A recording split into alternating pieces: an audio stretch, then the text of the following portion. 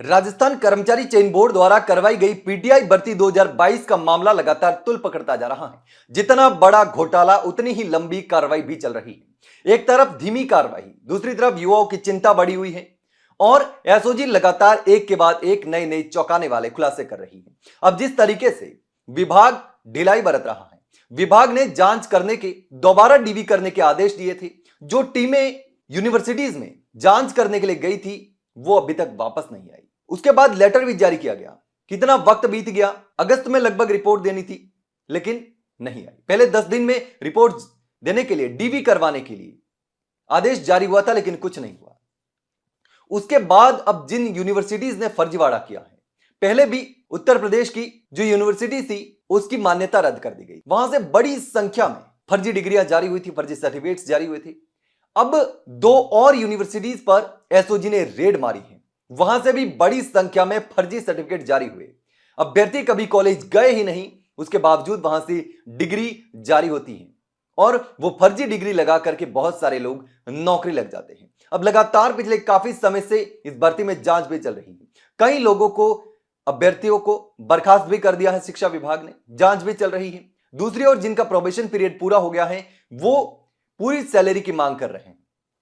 अब जिस तरीके से एसओजी ने भोपाल और सीहोर में सत्य साई यूनिवर्सिटी कैंपस सहित 4 ठिकानों पर छापेमारी की है, उसके बाद एक और थोड़ी सी उम्मीद जगने लगी है अभ्यर्थियों में कि कहीं ना कहीं कार्रवाई हो रही है। लेकिन उसके बावजूद भी जितनी धीमी गति से यह जांच हो रही है उसको लेकर सवाल भी खड़े हो रहे हैं। अब राजस्थान कर्मचारी चयन बोर्ड की जो पीटीआई भर्ती है 2022, अब फर्जी डिग्री लगाकर नौकरी पाने के मामले में एसओजी जयपुर की 5 टीमों ने भोपाल और सीहोर में सर्च ऑपरेशन चलाया। एडीजी विशाल बंसल ने बताया कि कार्रवाई के तहत सीहोर स्थित श्री सत्य Sai university of technology and medical science के कैंपस समेत 4 ठिकानों पर छापेमारी की गई।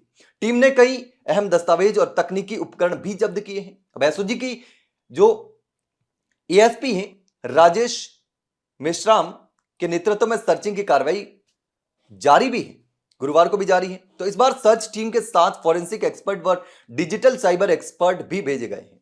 अब एसओजी लगातार जो है वो कार्रवाई कर रही है और जहां ये छापेमारी की गई है तो एसओजी की जांच में यह भी सामने आया कि पीटीआई भर्ती में इस यूनिवर्सिटी की डिग्री लगाकर 67 अभ्यर्थियों को नौकरी मिली थी। अब एसओजी का अंदेशा है कि ये डिग्रियां फर्जी तरीके से हासिल की गई हैं और भी जो जांच है वो लगातार चल रही है, सर्च ऑपरेशन चल रहा है और लगातार जो कार्रवाई करने के लिए है वो एसओजी कर रही है। अब एसओजी ने पीटीआई भर्ती 2022 में फर्जी डिग्री घोटाले में अब तक 165 से ज्यादा अभ्यर्थियों के खिलाफ धोखाधड़ी और जालसाजी का मामला भी दर्ज किया है। अब आरोपी ने कथित रूप से फर्जी बीपीएड डिग्री या हासिल कर भर्ती प्रक्रिया में नौकरी पाई।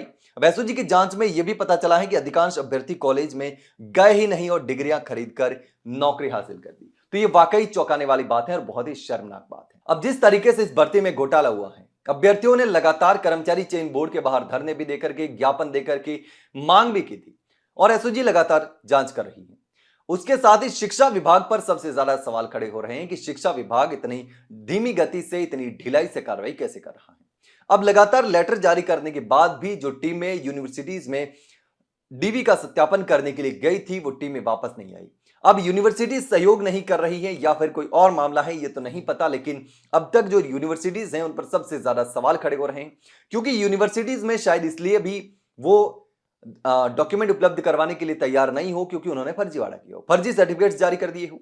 तो ऐसे में लगातार सवाल खड़े हो रहे हैं और इसी बीच जिस तरीके से अब 2 और जो जगह पर है सीहोर और भोपाल में कार्रवाई हुई है, एसओजी ने रेड की है, उसके बाद कहीं ना कहीं अभ्यर्थियों में एक और उम्मीद जग रही है कि अब जो है वो कार्रवाई आगे बढ़ सकती है। लेकिन अब जिस तरीके से पूरी कार्रवाई हो रही है और जिस तरीके से अभ्यर्थियों की, जो ईमानदार अभ्यर्थी थे फर्जीवाड़े की वजह से नौकरी नहीं लग पाए, वो भी लगातार चिंता में है। लेकिन इस पूरे मामले पर आप क्या सोचते हैं कमेंट सेक्शन में कमेंट करके जरूर बताना। वहीं अगर जानकारी अच्छी लगी हो तो वीडियो को लाइक और शेयर जरूर करें और हाँ, चैनल को सब्सक्राइब करना ना भूलें। फिलहाल के लिए इतना ही, जल्द मिलते हैं एक नई जानकारी के साथ, तब तक के लिए नमस्कार।